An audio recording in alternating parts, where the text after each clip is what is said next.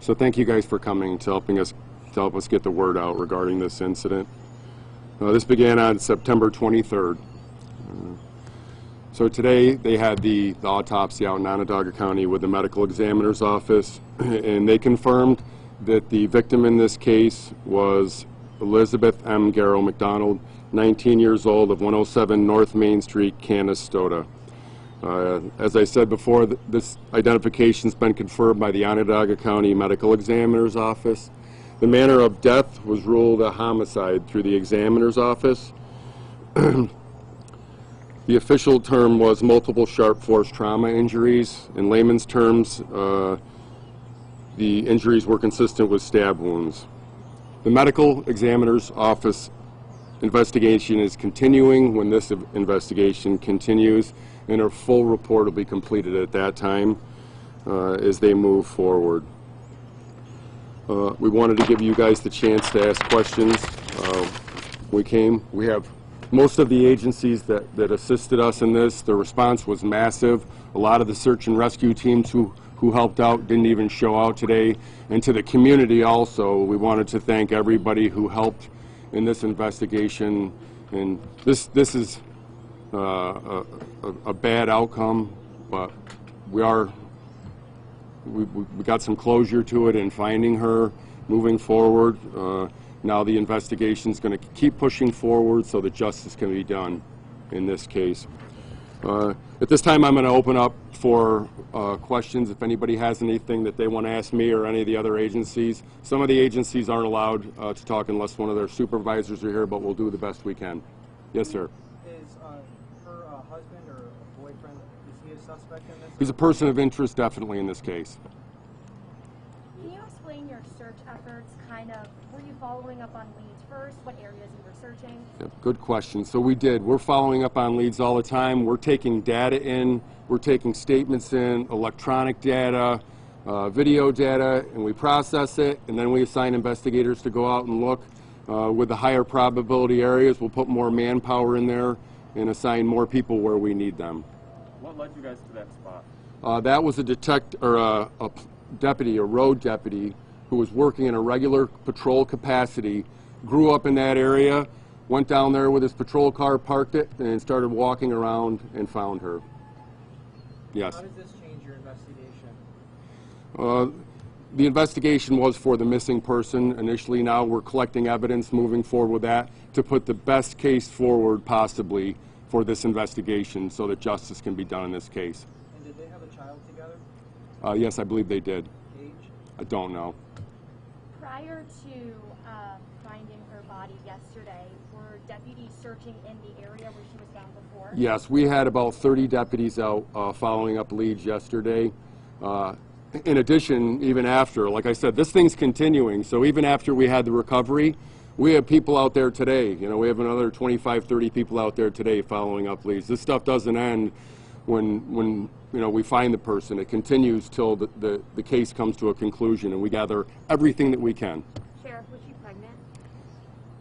You'll have to check with the medical examiner's office about that. I don't have that in the report. Again, the final report will be done at a later time by the ME's office. This is what they gave us today for you all.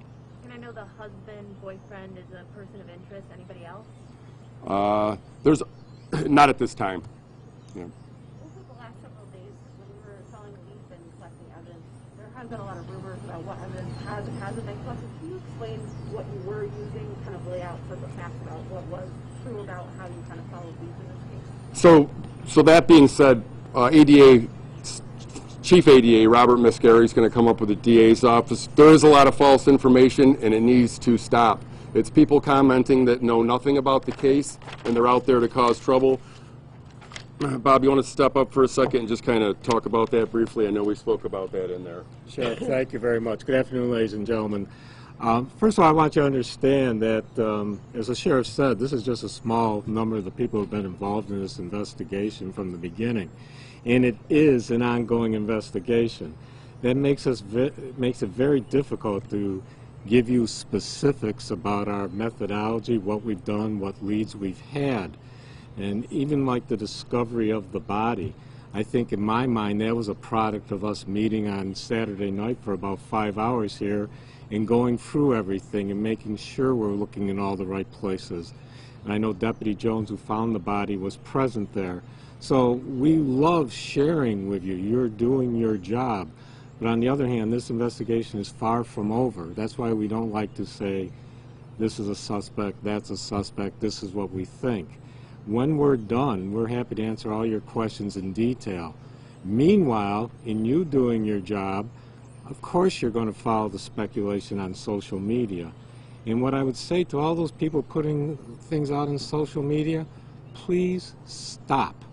You're not helping the investigation, and you're hindering the investigation by putting out things that are wildly inaccurate.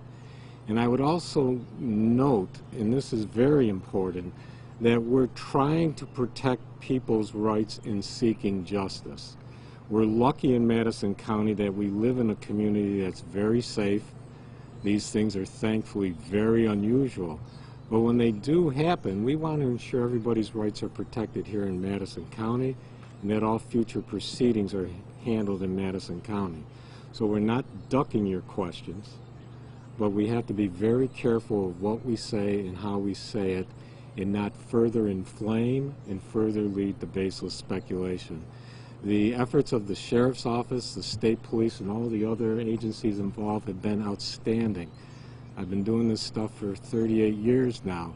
This is one of the finest run investigations that I've seen, but it's just not appropriate to go into all the steps and leads and methodologies that have been employed.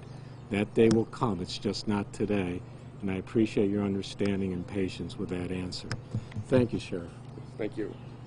So just to clarify, George McDonald Jr. is a person of interest, and he's one that you interviewed. We have interviewed him, yes.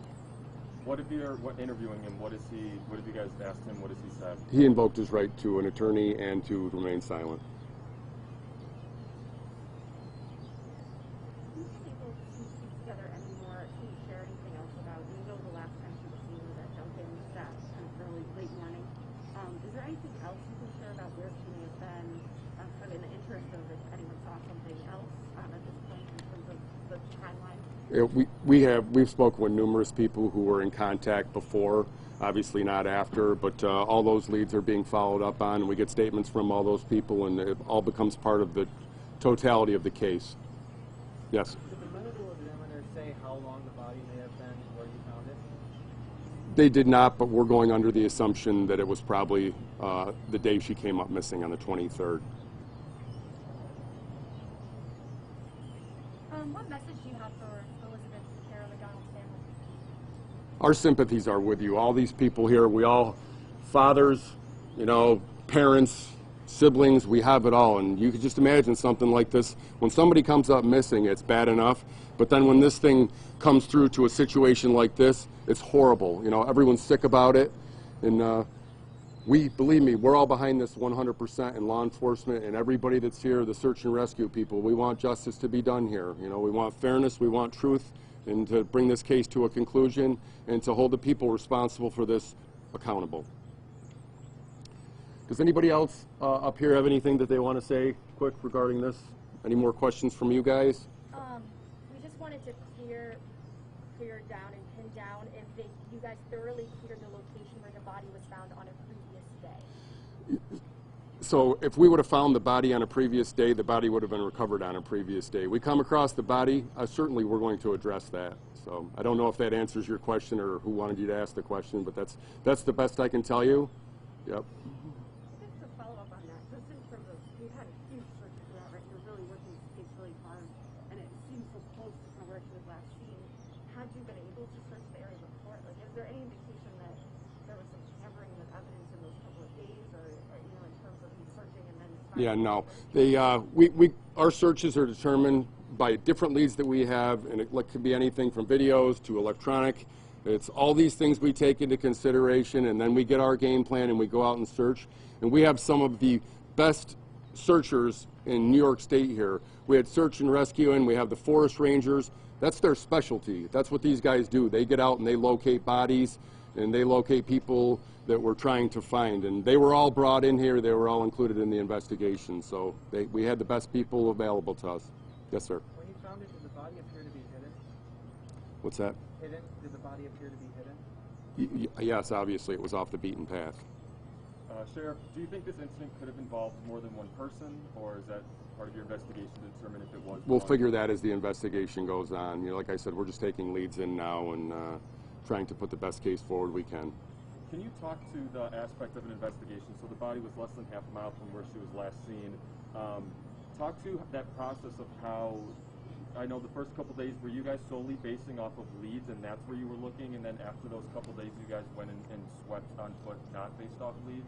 Yeah, so we had the other search group that was out there searching lead areas, and then I told you again, one of my deputies that grew up in an area went down to that area while he was on patrol and found and recovered this woman. You have to step up, I can't hear you. I heard that was Deputy Jones. Do you mind sharing his full name? That is correct. What was his first name? Deputy Chris Jones. Do you mind just saying your name and state your name? Yeah, my name's Sheriff Todd Hood. I'm Bob Mascari. Okay, I guess that concludes everything. If nobody else has anything, thank you for coming out and getting the story out. We appreciate it also. Very good. Okay, thank you.